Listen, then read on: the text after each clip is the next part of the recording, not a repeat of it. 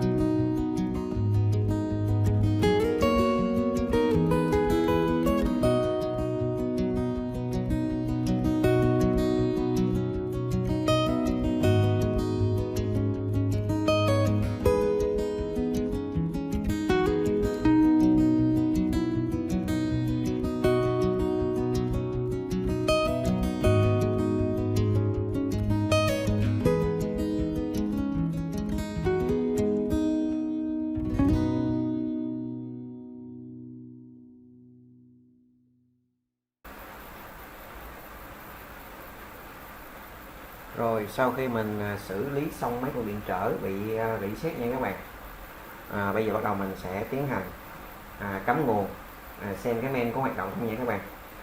Mời các bạn theo dõi tiếp.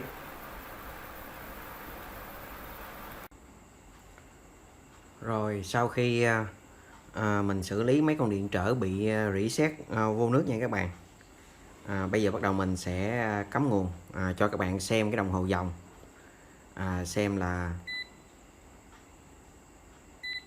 cái main có hoạt động và cấp lốc được hay không nha các bạn. Sau đó mình sẽ gắn vào màn hình xem cái main này có xuất hình hay không. Rồi bây giờ mình sẽ gắn phím vào nha các bạn.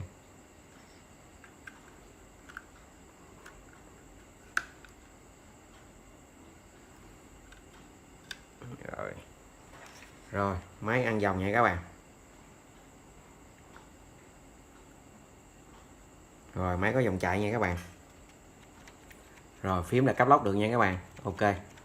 Đó, bàn phím đã cấp lốc ok.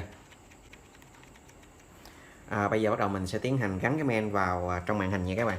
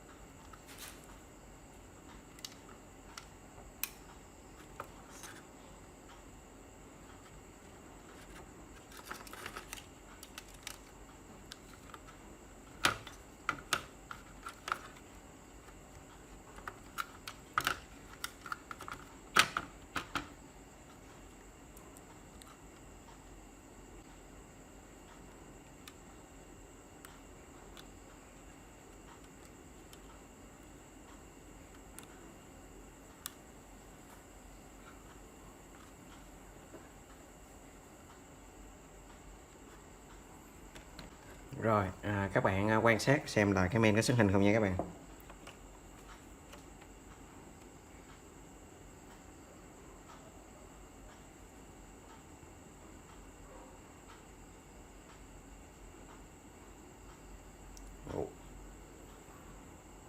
Gì màn hình sọc dưa không à, gắn lại cái.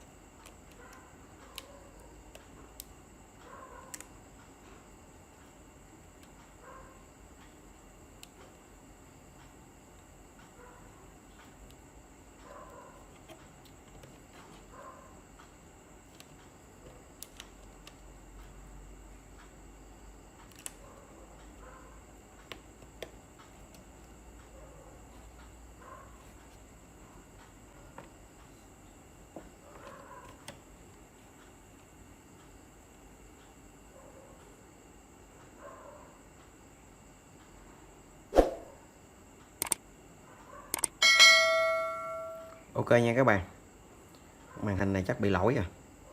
Rồi như vậy là cái main đã hoạt động nha các bạn.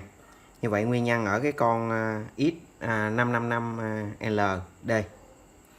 là do bị lỗi khu vực những con điện trở bị reset nha các bạn. Sau khi mình xử lý khu vực bị reset thì cái main đã hoạt động nha các bạn.